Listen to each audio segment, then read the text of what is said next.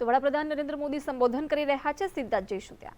आज मुझे इस कड़ी को और मजबूत करने का अवसर मिला है और मैं इसके लिए हर संभव प्रयास भी करता रहता हूं।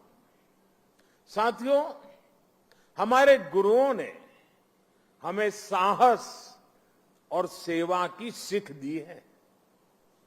दुनिया के अलग अलग हिस्सों में बिना किसी संसाधन के हमारे भारत के लोग गए और अपने श्रम से सफलता के मुकाम हासिल किए। यही स्पिरिट आज नए भारत की स्पिरिट बन गई है। नया भारत नए आयामों को छू रहा है, पूरी दुनिया पर अपनी छाप छोड़ रहा है। कोरोना महामारी का एक कालखंड इसका सबसे बड़ा उदाहरण है। महामारी की शुरुआत में पुरानी सोच वाले लोग भारत को लेकर चिंताएं जाहिर कर रहे थे। हर कोई कुछ न कुछ कहता रहता था, लेकिन अब लोग भारत का उदाहरण देकर के दुनिया को बताते हैं कि देखिए भारत ने ऐसा किया है। पहले कहा जा रहा था कि भारत की इतनी बड़ी आबादी, भारत को कहां से वैक्सीन मिलेगी, कैसे लोगों का जीवन बचेगा। लेकिन आज भारत वैक्सीन का सबसे बड़ा सुरक्षा कवच तैयार करने वाला देश बनकर के आज उभरा है। श्री अकाल करोड़ों वैक्सीन डोज हमारे देश में लगाई चुकी है। आपको भी सुनकर गर्व होगा कि इसमें भी 99% वैक्सीनेशन हमारी अपनी मेड इन इंडिया वैक्सीनेशन से हुआ है।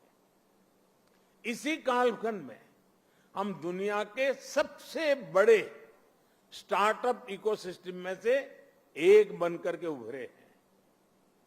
हमारे यूनिकॉर्न्स की संख्या लगातार बढ़ रही है। भारत का ये बढ़ता हुआ कद, ये बढ़ती हुई साख, इससे सबसे ज्यादा किसी का सर ऊंचा होता है तो वो हमारे डायस्पोरा का है। क्योंकि जब देश का सम्मान बढ़ता है तो लाखों करोड़ों भारतीय मूल के लोगों का भी उतना ही सम्मान बढ़ जाता है। उनके प्रति दुनिया का नजरिया बदल जाता है।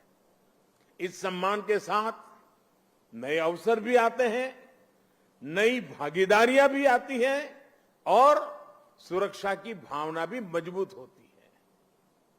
हमारे भारतीय डायस्पोरा को तो मैं हमेशा भारत का राष्ट्रदूत मानता रहा हूं। सरकार जो भेजती है वो तो राजदूत है, लेकिन आप जो है राष्ट्रदूत है। आप सभी भारत से बाहर मां भारती की बुलंद आवाज है, बुलंद पहचान है। भारत की प्रगति देखकर आपका भी सीना चौड़ा होता है, आपका भी सिर गर्व से ऊंचा होता है। परदेश में रहते हुए आप अपने देश की भी चिंता करते हैं, इसलिए विदेश में रहते हुए भारत की सफलता को आगे बढ़ाने में, भारत की छवि को और मजबूत करने में भी आपकी बहुत बड़ी भूमिका है। हम दुनिया में कहीं भी रहे, इंडिया फर्स्ट, राष्ट्र प्रथम हमारी पहली आस्था होनी चाहिए। साथियों, हमारे सभी 10 गुरुओं ने राष्ट्र को सबसे ऊपर रखकर भारत को एक सूत्र में पिरोया था।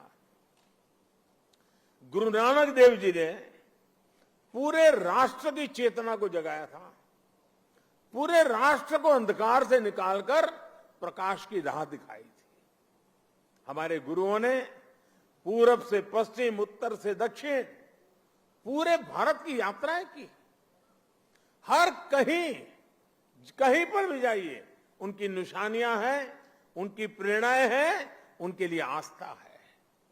पंजाब में गुरुद्वारा हरमंदिर साहिब जी से लेकर उत्तराखंड में गुरुद्वारा हेमकुंड साहिब तक, महाराष्ट्र में गुरुद्वारा हुजूर साहिब से लेकर हिमाचल में गुरुद्वारा पांटा साहब तक, बिहार में तख्त श्री पटना साहब से लेकर गुजरात के कच्छ से गुरुद्वारा लखपत सिंह साहब तक हमारे गुरुओं ने लोगों को प्रेरणा दी, अपनी चरण रथ से इस भूमि को पवित्र किया। इसलिए सिख परंपरा वास्तव में एक भारत श्रेष्ठ भारत की जीवंत परंपरा है।